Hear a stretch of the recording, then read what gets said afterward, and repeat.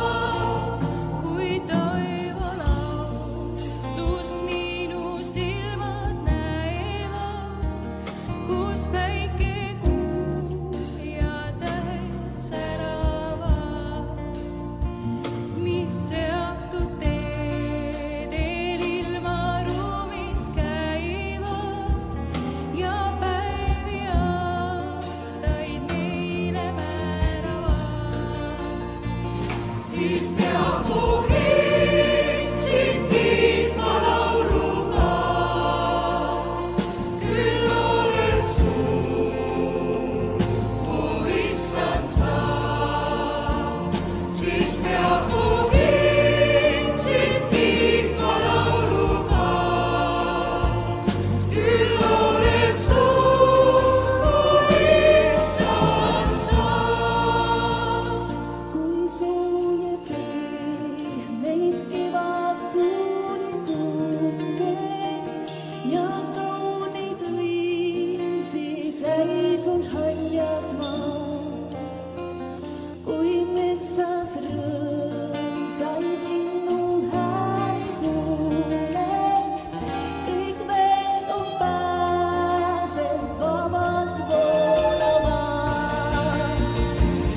peab mu kiitsid kiitma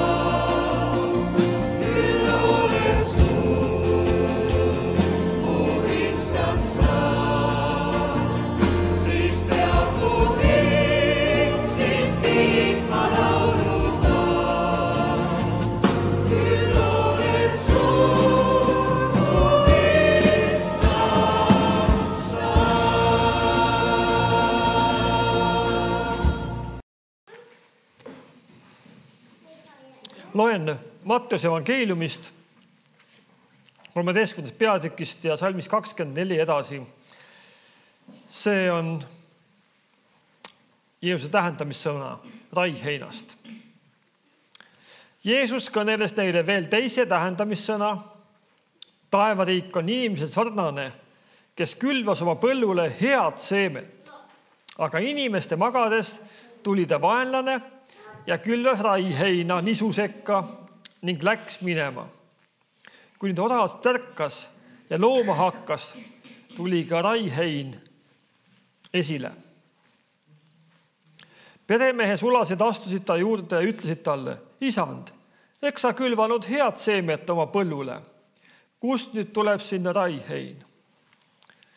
Tema lausus neile: see vihamehe töö. Siis küsisid sulased temalt: kas sa tahad, et me läheme ning selle kokku korjame? Ei, vastas tema, sest muidu te kisuksid raiheina korjatas üles ka nisu. Laske mõlemaid ühtmoodi kasvada lõikuseni ja lõikuse ajal ma ütlen lõikajaile: koguge esmalt raihein ja siduge kimpu põletamiseks. Nisu aga pange kokku mu aita. Aamen. See on see huvitav tähendamissõna tegelikult.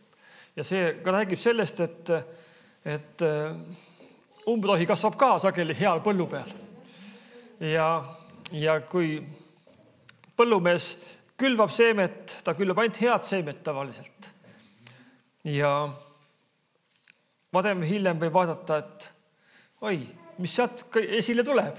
Seda ma pole sinna külvanud. Ja vahel me elus on ka niimoodi, et me vahel vaatame enda elu ja mõtleme, et oi, mis sealt esile tuli. Seda ma pole küll sinna tahtnud saada. Aga teame, et Jumalal on alati abi, lahendus. Ja selles loos ta ütles, et las see püsib kuni lõikuse ajani, aga meie elus olevad umbrohud on, mida varem välja saab, seda parem on.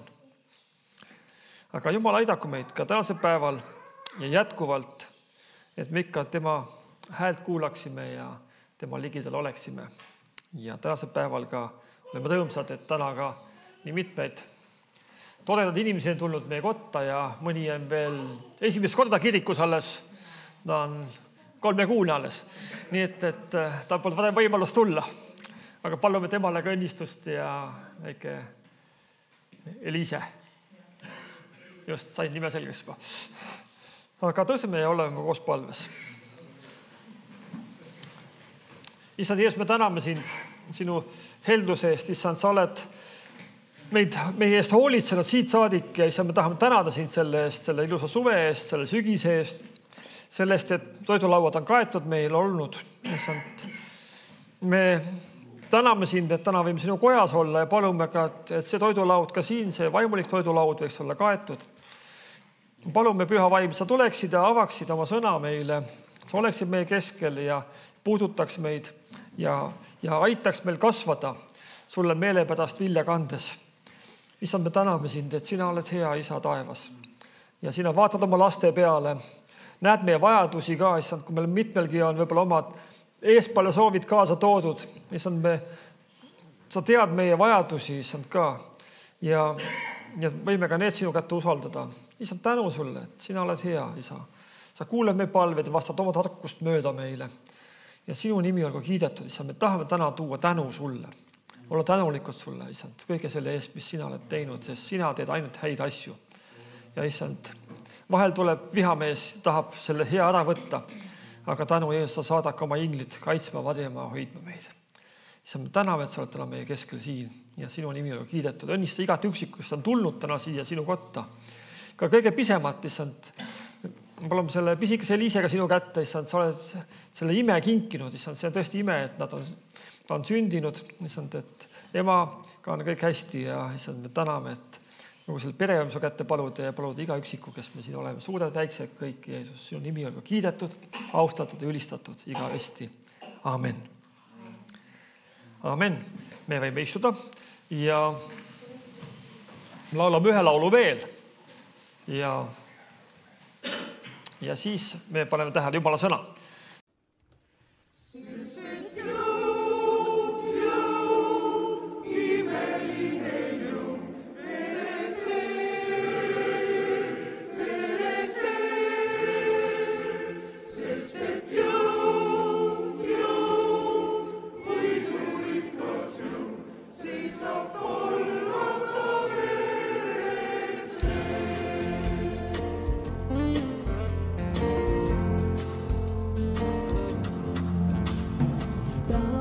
Sa pakkudes loobuda nüüd, sul on jõud vereses, jõud vereses.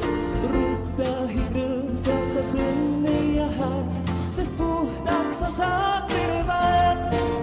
Sest et jõud, imeline jõud vereses, sest et jõud, võidurikas jõud seisab kolmanda vabadus, tervis, su hing, sul on jõud vereses, Golgata mäele see juhatab sind, seal võitjaks sa saad terva ees, sest et jõud, imeline jõud vereses, sest et jõud, võidurikas jõud seisab Golgata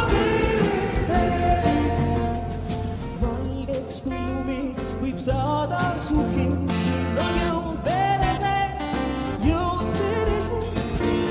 puhtaks on pakkus, siis lõpeb su piir, sest hingagi saab elada ees, sest et jõud, imeline jõud vereses,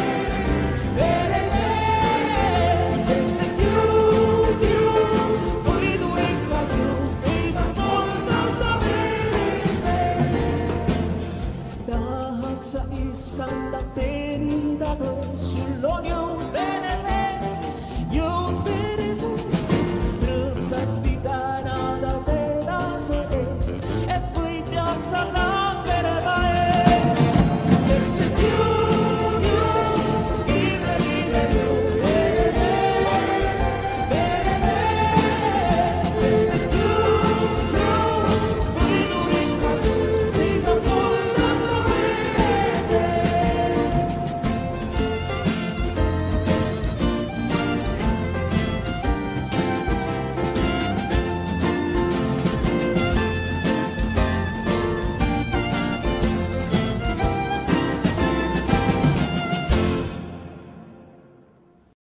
puhka, söö, joo ja ole rõõmus. Aga Jumal ütles talle, sina arutu. Sel samal ööl nõutakse sinult su hing, aga kellele jääb siis see, mis sa oled soetanud? Nõnda lugu sellega, kes kogub tagavara iseenese jaoks, kuid ei ole rikas Jumalas. Aamen. Me tähistame täna lõikustanu püha. Ja selle nime sees on ka juba tänu tegelikult. Lõikus tänu püha. Meie riigis ei ole sellist ametlikku tänamise püha millegi pärast. Ja on sellised tähtpäevad küll, kus me täname eriliselt ka erinevad nagu inimesi. Õpetajate päev oli nüüd ja täname õpetajaid, täname kultuuritöötajaid, täname ettevõtjaid, muusikuid, aga sellist nagu üldist tänupüha. Ma võin nüüd pisut eksida, aga äkki meie rahva omapära ongi selline, et me ei ole harjunud avaldama tänulikkust. Meid ei ole sellised õpetatud. Ei kodus ega koolis. Me oskame pigem kritiseerida, oskame hästi ka ära panna, viriseda ja nuriseda oskame. Aga tänulikkus, kus see on jäänud? Ja see on nii veider kuidagi, et lapsele tuleb juba väikesest peale õpetada tänulikkust. Ütle aitäh ka, kui midagi saad. Aga see anna veel. Tuleb iseenesest kuidagi. Loodan, et mitte emapiimaga kaasa, vaid see vist geenidest tuleb. Aga me peame väiksest peale lapsi õpetama tänulik olema. Mina õppisin väga palju tänulikkust alles hiljuti tegelikult, kui mul oli võimalus Kanadas olla, teises ühiskonnas, teises kogukonnas. Ja esimene asi, mis mind väga üllatas, oli see, kui tänulikud on inimesed. Isegi siis, kui asjad ei olnud nagu väga tänuväärt, ütleme, aga nad ikkagi tänasid. Ja kui keegi sind külla kutsus, siis sa pidid kindlasti talle saatma postkaardi, käsitsi kirjutatud, tänukirjaga. Aitäh, et sa kutsusid külla ja oli nii ilus kõik, mis oli. Et see tänulikkust kuidagi tuli iga poolt nagu esile. See oli nagu nii armas vaadata. Mõtlesin, no miks meil ei ole?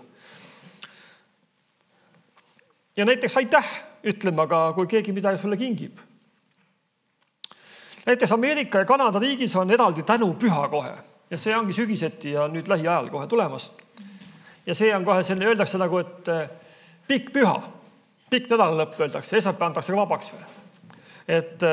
Et inimesed saaksid, ja siis on see tänupüha kalkul, tuleb suur laua peale Ameerikas, kus siis suguvõsa või perekond saab kokku ja ollakse rõõmsad. Ma uurisin natuke seda tausta ja Kanadas näiteks tänupüha kuulutati välja ametliga pühane 1957.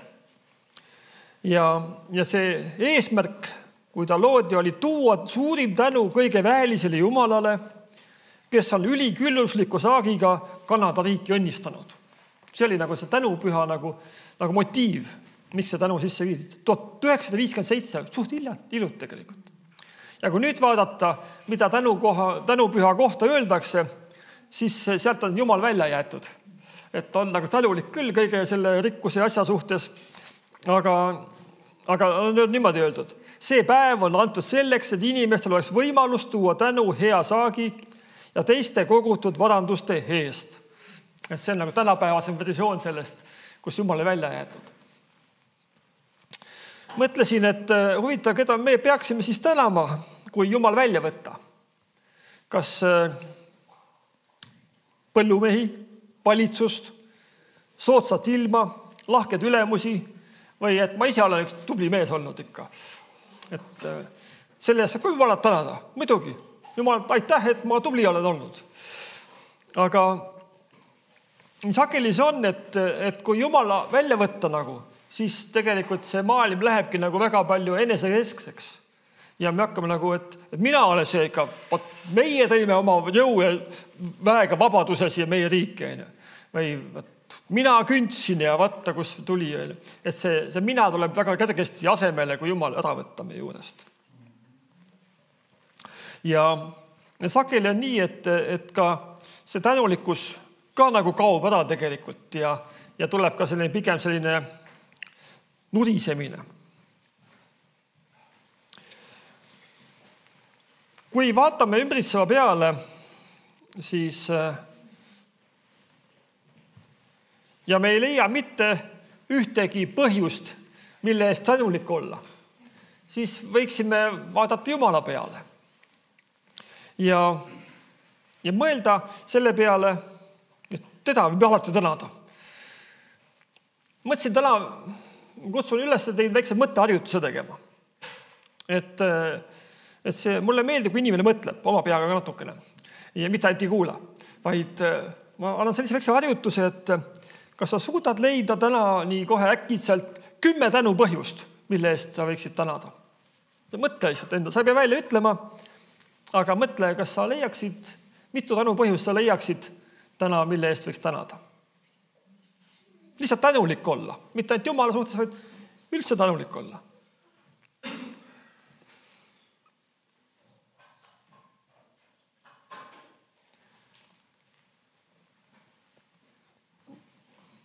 Said välja kirjutada ka muidugi, kui tahad. Said kodus seda uuesti proovida tegelikult.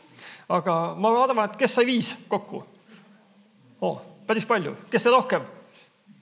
Veel on väga hea tubliselt. Et see ei ole lihtne üldse tegelikult. Kui ma ise kodus hakkasin mõtlema, kas ma leian 10 tänu põhjust, siis võttis ikka natuke aega. Et kas see on tänu väärt või ei ole see tänu asi nüüd? Tegelikult tänu on päris palju rohkem, kui me vahel selle peale tulemegi. Piiblis on väga mitmeid lugusid, millest meil on palju õppida. Ja üks lugu, millest meil õppida, on just see lugu, mida me lugesime, rikka mehe lugu. Aga enne kui selle loo juurde jõuame, vaatame pisut ka selle loost ettepoole, loeme ettepoole. Kogu see 12. peatükk algab Jeesuse õpetusega, et me hoiduksime silmakirjalikkuse eest, sest see tuleb varem või hiljem avalikuks. Siis räägib Jeesus oma hirmudest, oma elu pärast, et ärge olge hirmul oma elu pärast, et mida süüa, mida juua, kuidas riietuda ja nii edasi. Kui me oleme tema järgijad, me ei pea muretsema. Siis keegi rahva seast ütleb Jeesusele, õpetaja, ütle mu vennale, et ta minuga päranduse jagaks. Ja Jeesus annab hoiatuse. Vaadake ette ja hoiduge igasuguse ahnuse eest, sest külluseski ei ole kellegi elu sellest, mis tal on. Ja selle peale ta räägib siis selle tähendamissõna rikkast mehest, kellel oli suurepärane saak. See on nagu eellugu tegelikult seal ennem, et seal oli see muretsemise teema, silmakirjalikkuse teema ja siis ta räägib see päranduse teema ja siis tuleb see tähendamissõna. Olin kord ühel loengul, kus õpetaja või selle loengu pidaja pakkus välja ühe väikese eksperimendi. Et kui sa tahad näha, mis teise inimese südames on, siis kingi talle raha. Anna kohe hästi niimoodi. 1000 eurot näiteks. Ja vaata, mis sa selle rahaga teeb. Siis sa näed, kus inimese süda on. Et kui inimene läheb kohe midagi ostma, siis sa tead, mis tal oluline on. Kui inimene annab 10 ära kohe sellest või teeb head kellegile, see näitab väga palju ära, mis inimese südames on. See on väga huvitav tegelikult, et rikkus ja raha toob esile inimese tegeliku olemuse. Ja näiteks, kui su vend saab päranduse ja sina ei saa mitte midagi. Või näiteks, kui õde saab lotovõidu ja sina ei saa mitte midagi. Või kui sinu põld kandis väga vähe vilja, aga naabrimehe oma oli poole suurem saak näiteks, siis tuleb esile, mis sinu südames on. Kas su südames on tänulikkus selle eest, et teisel hästi läks? Või peaks ta kuidagi tagasi tegema ikka või kuidagi kätte maksma või midagi tegema? Üks selline mees tuligi Jeesuse juurde sellega, et vend sai päranduse, aga mina ei saanud. Või ma sain vähem. Me teame, vanast kultuuris oligi niimoodi, et vanem vend saigi nagu enamus endale. Ja mis üle jäi, see jagati teiste nooremate vendade vahel ära. Et see vanem vend oli see, kes pidi seda kogukonda, seda perekonda või suguvõsa edasi kandma tegelikult selle rikkusega. Aga see on raske tegelikult ju, kui teisel hästi läheb. Aga see on ka see natuke mõtlemise küsimus tegelikult. Mõtteharjutuse küsimus ka. Tänulik saame olla ainult siis, kui meie saime suure päranduse. Tänulik saame siis olla, kui meil läheb hästi kogu aeg ainult. Ja teised ei saa midagi. Siis on eriti hea meel mul veel, on ju. Mina sain kõik endale, teile et mitte midagi. Küll ma olen tänulik täna. See kõik koogi üksi ära. Et see on see, mis inimlik tänu tegelikult tuleb. Aga tänulikkus peab see olema, et teised see kõik sööluks. Ja küll on hea, et sellest nii paljudel jätkus ja kas mina sain või saanud, see polegi tähtis enam üldse. Meie ümbritsev ühiskond on nagu muutumas rohkem enesekesksemaks ja me nagu kuidagi kaldume sinna poole, me hakkame mõtlema, et peaasi, et mulle hästi läheks. Aga tänulikkus toob meile kuidagi teise vaatenurga. Et kui me hakkame nagu tänama teisi tõesti asjade eest, mis on nii hea. Mina tänan väga Aini tänan näiteks, et ta tõi nii palju ilusaid asju ette. Ja ta tuli selle mõtte peale, et just täna teha pühapa. Tänasel pühapal teha tänu püha. Ja mõtlesin, et mõtle, kui hea. Ja sellised inimesed koguduses, kes ütlevad, Margo, ma tulen appi, teeme täna selle ära. Õnnistagu Jumal sind. Aga see on see, et nii hea, kui on sellist tänulikkus me südametes ka. Ma pakun täna ka ühe väljakutse sulle kodutööks kaasa. Et leia igal päeval 3 võimalust öelda kellegile tänu või aitäh. See midagi, mis sind on rõõmustanud. No ütle naisele, et täna oli tõesti hea söök, et aitäh sul selle eest või keegi pühkis tänavada sul või mis iganes. Sa leiad oma kodus, leia üks inimene, kas või tänavalt või poest või poemüüjale ütle, et aitäh, et sa naadatasid mulle või aitasid otsida. See tänulikkus ei tule nii kergesti, vahel peame harjutama seda. Aga võta 3 asja iga päev näiteks. Ütle kellegile aitäh. Siiralt südames kohe niimoodi. Tänulikud kohe, et aitäh, ma olen nii tänulik sulle selle eest. Ma tean, mul kunagi mul läks keel sõlme vahel ja keegi tegi mulle hea teo ja teate küll seda ütlust, et pole tänu väärt. Aga mul läks see mõte nagu vale pidi ja ma ütlesin selle inimesele, kes mind aitas, pole tänu väärt. Ja ma pidin põranda alla kukkuma. Ma ei tahtnud seda öelda, aga mul keel ehk valesti. Kuidas ta tänu väärt ei ole, kui ta mind aitas. Aga vahel aga vastupidagi niimoodi, et me ise ütleme kellegile, et ära mind täna. See on nagu natuke vale aladlikkus võib-olla. Et võtas tänu vastu, jah, palun. Teine kodagi aitan siin teine. Aga see on tore, kui me oleme tänulikud inimesed. Tänulikud inimesed on toredad inimesed, nendega on nii mõnus koos olla. Nii hea koos olla. Ja samuti leia ka 3 tänu põhjust, mille eest Jumalat tänada. Neid on ka tegelikult rohkem. Aga kui 3 leiad iga õhtul enne magama jäämist, mõtle voodis 3 tänu põhjusele, mille Jumalat tänada, siis ma arvan, sul on hea uni ja sellest ka tänada juba ette ära. Aga kindlasti see, et sa oled õhtuni vastu pidanud, mõni asi see tehtud ka, mis sa päeval oli plaaninud ja kindlasti on ka üks põhjus, et korra vähemalt päevas sain kõhu täis süüa. Ma arvan, me kõik oleme päevas ühe korda kõhu täis söönud. Selle eest on ka hea tänada Jumalat.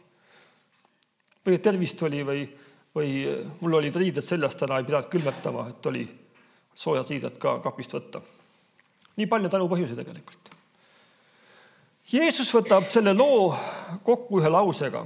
Ta ütleb, nõnda lugu sellega, kes kogub tagavara iseenese jaoks, kuid ei ole rikas Jumalas.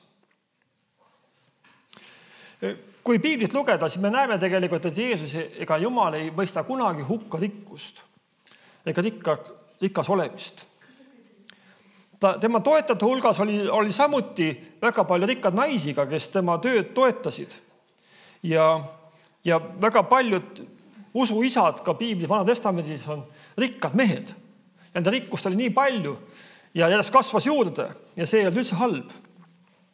Aga kui praeguses majandusolukorras tasuks pisut mõelda laiemalt, siis ainult see igatsus rikkaks saada ei ole õige motiiv tegelikult, vaid see on Jumala õnnistus, mis teeb. Enamasti meie soov on, et me ei peaks muretsema homse pärast. Kui lugeda seda lugu edasi 12. peatükist ja järgmine mõte salmis 22 on juba, Jeesus ütleb, seepärast ma ütlen teile, ärge muretsege elu pärast, mida süüa ja ihu pärast, millega rõivastuda. Sest elu on enam kui toidus ja ihu on enam kui rõivas. Jeesus ütleb, ärge muretsege. Ja siis ta ütleb salmis 29 edasi veel lugedes, ärge olge kärsitud. See on ka üks asi, mis vahel meile võib tulla, et tahan saada kohe ja praegult ja kui see kohe ei soo, siis viskan pikali ja hakkan tampima jalgadega ja kadjun. Aga Jeesus ütleb, ärge olge kärsitud. See asi tuleb omal ajal. Põllumees ka viskab seemne maha, võib öelda ka hommikul, et hommikul oleks paline, mis õhtust pole valmis porgad mul saanud siin. Aga see on see, et meie elus ka mõned asjad võtavad aega lihtsalt. Aga tänulik ka see protsess, mille eest me oleme ka tänulikud sageli Jumalale olema. Ja see protsess ka meid muudab tegelikult sageli kannatlikumaks. Ja Jeesus ütleb, pigem otsige tema kuningriiki. Me võime tänada ka asjadest, mida meil veel ei ole. Öelda, tänu Jumal, et sa lahendad selle olukorra. Ma palvetan mingi olukorra pärast, aga ma tänan juba, et see on sinu kätte palutud, sa tood lahenduse. Issa, sa teada, mul on seda vaja, aga ma tänan sind, et sa tood selle asja mu ellu või sa kingid selle asja mulle väga erineval viisil. Ja ma arvan, et me kõigi eludes on hetki olnud, kus me oleme nagu mõne asja puhul nagu palvetanud ja vahel isegi pole veel jõudnud palvetadagi, kui Jumal näeb tegelikult ja kuidagi lahendab neid asju.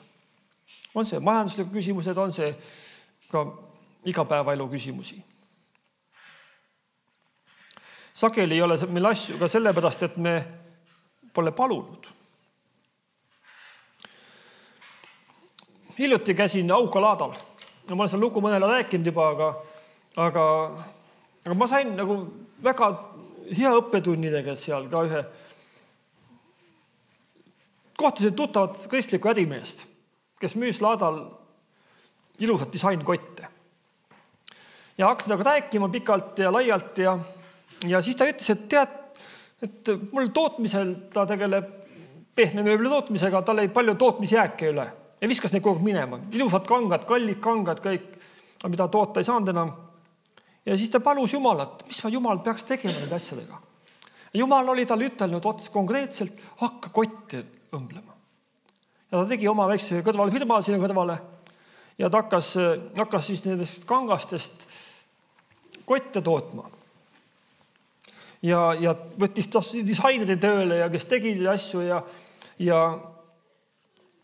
nüüd ta müüb neid, ta Helsingis avas juba oma poe, müüb Tallinna lennujaamas ja sadamas ja kus tal need kotid kõik on internetis ja ta läheb hästi selle äriga. Ja ta ütles mulle, tead, Jumal ütles mulle, et hakka seda tegema. Ma ütlesin, vau, Jumal seda asju ka räägib mulle või? Äkki mul oleks ka ideed vaja. Vaat pole palunudki Jumalat. Huvitav, miks ma pole palunud. Et vahel meie elus on ka nii, et kellegi teise lugu puudutab meid või kuidagi avab meie mõtte ka, et vahel on mõistlik käia ringi ja suhelda ka targemate inimestega endast või edukamate inimestega, sest et nendelt on palju õppida tegelikult, eriti kristlastelt. Mul tekkis selle lugu lugedes ka see küsimus, kuidas olla siis rikas Jumalas. Uurides algteksti, siis sealt võime tõlkida ka saada rikkaks suhtes Jumalaga. Suhe muutub rikkamaks, kui me seda edasi arendame. Ja samuti inimeste vaheline suhe hääbub, kui me sellega ei tegele. See on nüüd kõigile selge, ma usun vähemalt. Et see suhtlemine, tihe suhtlemine kasvatab suhet. Ja kui suhe jääb nii-öelda kaugeks, siis ka suhted sageli jäävad kaugeks. See hääbub. Jumalaga suhe on samamoodi. Kui Jumalaga suhelda lähemalt, siis me kasvame Jumalas. Ja meie suhe paraneb.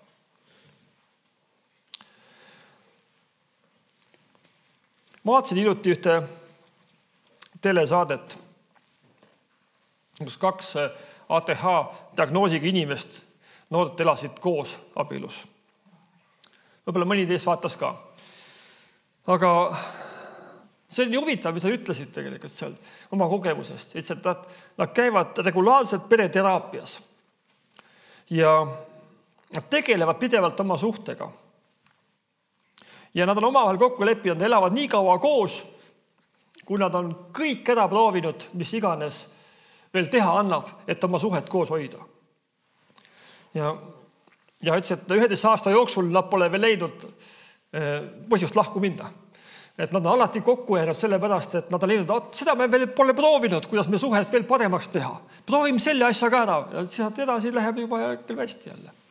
Aga nad on selles mõttes seal mitu paari oli niimoodi, kes suhtlesid, aga see on huvitav, et ka meie oma suhtes Jumalaga peaksime ka seda küsimust sageli küsida, kuidas oma suhet Jumalaga paremaks saada või kuidas Jumalale lähemale saada või rohkem kokku kasvada Jumalaga. Me oleme omalt poolt teinud kõik, et Jumalale lähemale saada. Kas me oleme teinud seda?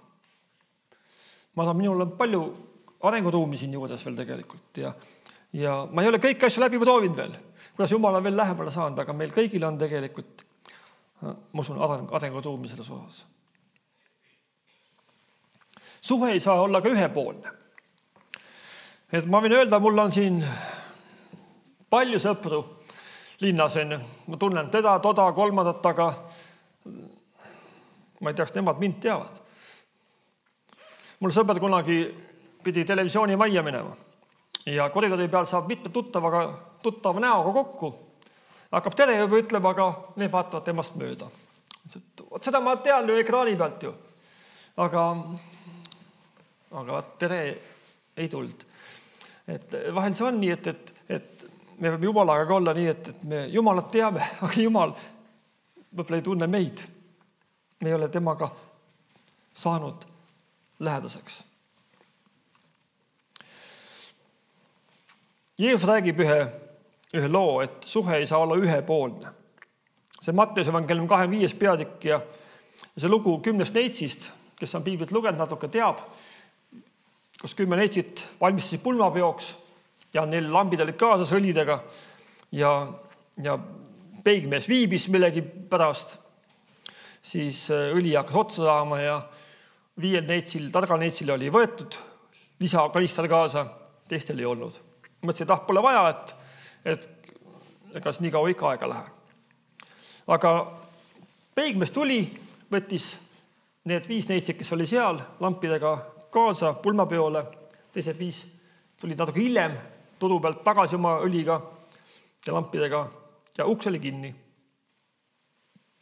Ja jäid ukse taha ja koputavad, laske meid ka sisse, me olime ka siin. Aga isand ütleb neile, ma ei tunne teid. Tähtis on, et see suhtlus oleks Jumalaga kahepoolne. Tänane pühapäev on meile antud ka, et me saaksime isiklikult suhelda Jumalaga ja parandada oma suhteid ka temaga. Ja ma usun, et ka see osa, mis täna veel on meil, kus me leivamõõdmise lauale tuleme, on ka üks võimalus ka parandada oma suhet Issanda Jeesuse Kristusega, kes meie eest on nii palju teinud, nii palju andnud. Ja see on ka üks võimalus, kus me saame tänu öelda selle eest. Aitäh, Jeesus, et sa oled surnud minu eest. Sa oled ka minu patud võtnud enda peale. Anna mulle uue elu. Ja issand, ma tahan olla sinuga koos. Tahan sinuga koos edasi minna. Ärme siis unusta tänulikkust. Ja rikastagem oma suhet Jumalaga Jeesuse Kristuse läbi. Olgu meil rikkalik elu koos Jumalaga. Ja leidke siis 3 tänupõhjust iga päev ja 3 tänupõhjust ka Jumalale aitäh öelda. Nii sa õnnistagu meid kõiki ja oleme ikka jätkuvalt tänulikud inimesed, sest tänulik inimene on ilus inimene. Aamen.